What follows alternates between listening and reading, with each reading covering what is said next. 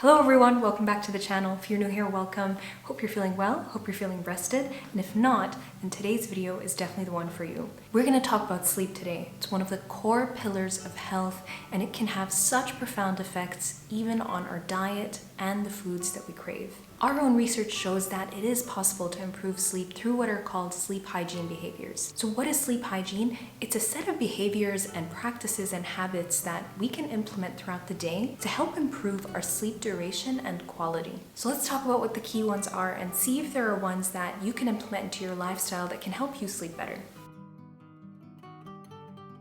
One of the most important things we can do is to set a sleep schedule that's consistent. We want to make sure that we're sleeping at the same time every night and waking up at the same time every day.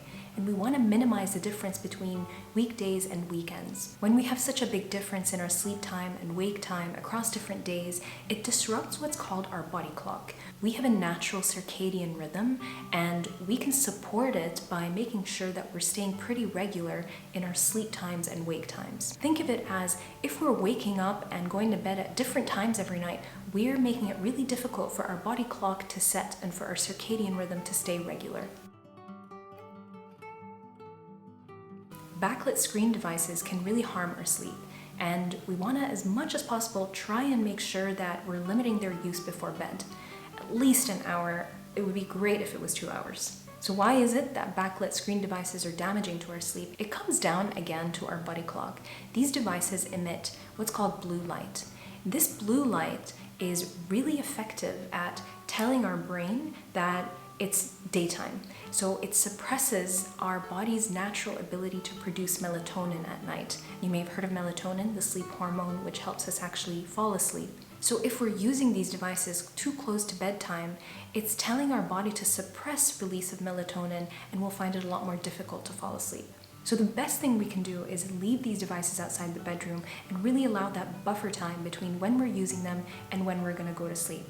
And this sounds like a big challenge. Trying to not use them for 1 to 2 hours before bed is really difficult if we're trying to catch up on Netflix and surf the internet and watch YouTube. But one of the easiest ways we can actually do this is switch that habit for something else. So if we put our devices away and then we have nothing to do, it's going to be really, really difficult. But if we switch it and we have a plan for something else that we're going to do to relax in that time, it can make that challenge a little bit easier.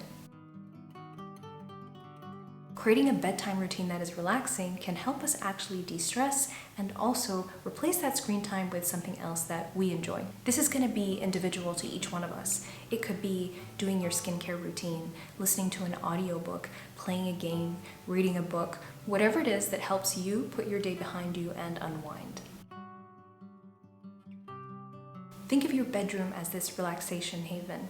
You want it to be as restful and relaxing as possible. And there are a few things that we could do to it to make sure that it does help us sleep better. We want to make sure that it's dark. We can use blackout curtains if possible, and if not, maybe a sleep mask might help. Making sure that your bedroom is clean, tidy, and clutter-free is also really essential to helping you relax. We also want it to be cool. Our body temperature drops through the night, and if it's too warm, we'll find it really difficult to get restful sleep, and we'll keep waking up at night. And if you are not having to work from your bedroom during the day, try and keep all of your devices and anything that reminds you of work outside your bedroom. One of the key things that's really helpful to setting our body clock and supporting our natural circadian rhythms is light during the day. So if you can, try and expose your face to sunlight first thing in the morning. Light is one of the most important time givers to our body clock. It's what signals to our brain whether it's daytime or nighttime. So whether that's having your coffee by a window, going out for a walk first thing in the morning, anything that you could do to try and get natural light as early as possible in the day.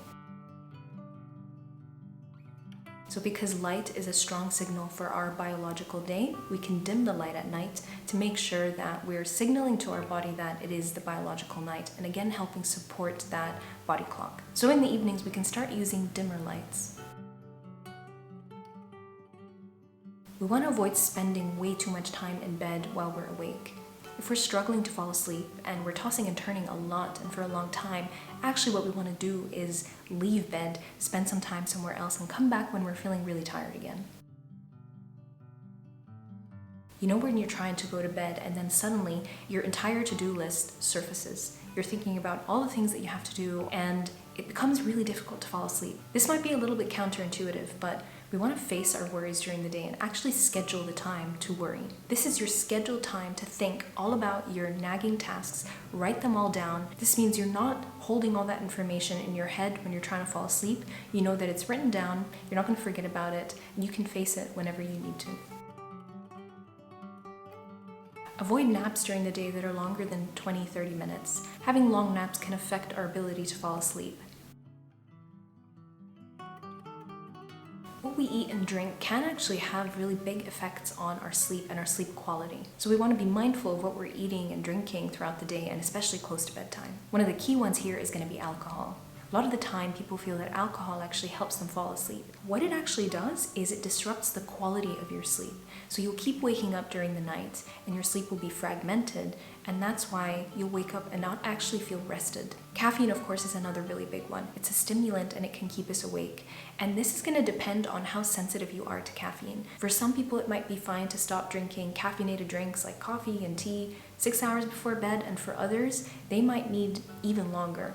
So it really is going to depend on you individually. But be really aware that caffeine is such a big one, and the more time you leave between your last caffeinated drink and your bedtime, the better. Then we want to be aware of our hunger and fullness levels before we go to bed. So if we're going to bed too hungry, it can be really difficult to fall asleep. And equally, if we're going to bed way too full after a really heavy meal, that can be really uncomfortable and make it difficult to fall asleep. So you want to find that sweet spot for you where you're not too hungry, you're not too full before you go to bed. That was it, friends. Those were the sleep hygiene habits to help you hopefully have better sleep, better quality sleep as well. I hope that you found some things in there that you could implement into your lifestyle. Which one of those do you already do? Which one of them do you feel like you might try? Let me know. I would love to hear from you. I, for one, really struggle if I haven't had enough sleep. Sleep really is so important for our overall health, our mental health, our physical health. It affects absolutely everything. So really hope that this video was helpful. If you like this video, please do give it a like. Send it to your friends who you think might benefit from this as well. Thank you so much for watching, and I hope to see you in the next one.